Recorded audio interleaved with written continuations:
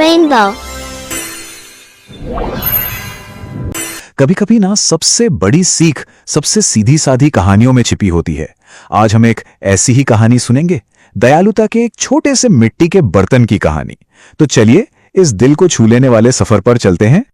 कल्पना कीजिए, अक्षय तृतीया का पावन दिन था, लेकिन गर्मी ऐसी कि मानो आसमान से आग बरस रही हो। धरती प्यासी थी और हर कोई बस छांव की तलाश में था।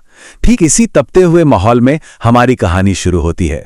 तो हमारी कहानी का पहला हिस्सा, एक झुलसा देने वाली गर्मी का दिन। इस जलती चुभती दोपहर में जहां हर कोई बेहाल था, एक छोटी सी बच्ची एक पेड़ की छांव में अकेली बैठी थी। उसके पास दौलत के नाम पर था तो बस एक मिट्टी का घड़ा जिसमें थोड़ा सा ठंडा पानी था। सोचिए जरा, उस गर्मी में वो पानी किसी अमृत से कम तो नहीं था।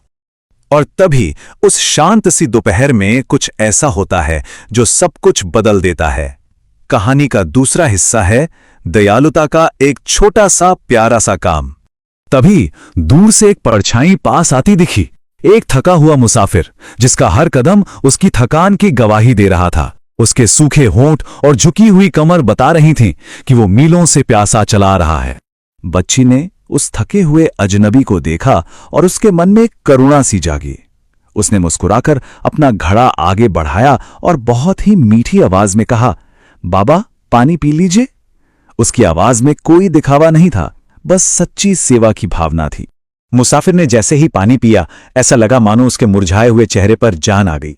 उसकी आंखों में बच्ची के लिए ढेर सारा आधार था। उसने अपने कांपते हुए हाथों से बच्ची के सिर पर हाथ रखा और उसे ढेरों आशीर्वाद दिए। यह सिर्फ पानी का लेन देन नहीं था, यह तो दो आत्माओं का एक सुंदर मिलन था। लेकिन कहानी यहीं खत्म नहीं होती। अब आता है वो पल जो इस साधारण सी घटना को एक चमत्कार में बदल देता है। कहानी का तीसरा हिस्सा, दिव्य अतिथि। वो थका हारा मुसाफिर जिसे बच्ची ने पानी पिलाया था, कोई साधारण इंसान नहीं था। वो तो स्वयं देव थे जो इंसान का रूप धरकर उस छोटी सी बच्ची के निस्वार्थ मन को परखने आए थे। बच्ची की इस निस्वार्थता को देखकर वो बहुत प्रसन्न हुए और उन्होंने उसे एक आशीर्वाद दिया। उनकी आवाज में एक दिव्य शक्ति थी जब उन्होंने कहा, बेटी, जैसे ये घड़ा पानी से भरा है, तुम्हारा दिल हमेशा दयालुता से भरा रहेगा। तुम्हारी उदारता का झरना कभी नहीं सूखेगा। ये शब्द सिर्फ आशीर्वाद नहीं थे, ये एक अमर वरदान थे। और इस दिव्य वरदान का असर क्या हुआ, चलिए देखते हैं कहानी के अगले पड़ाव में, जिसका नाम है अनंत आशीर्वाद। उस दिन के बाद सच में एक अविश्वसनीय चमत्कार हुआ। बच्ची का वो छोटा सा मिट्टी का घड़ा अक्षय हो गया।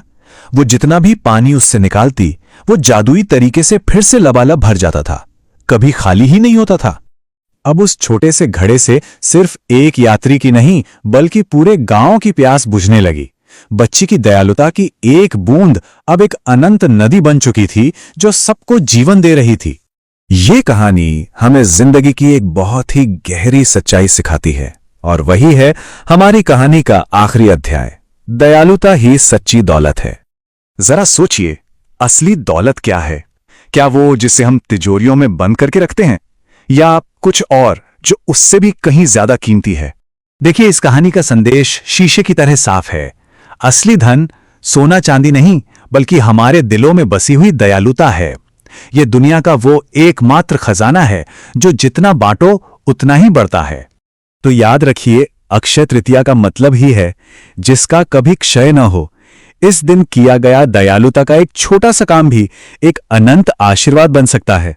कौन जाने, हमारी एक छोटी सी नेकी भी किसी के लिए अक्षय पात्र बन जाए। इस पर विचार जरूर कीजिएगा।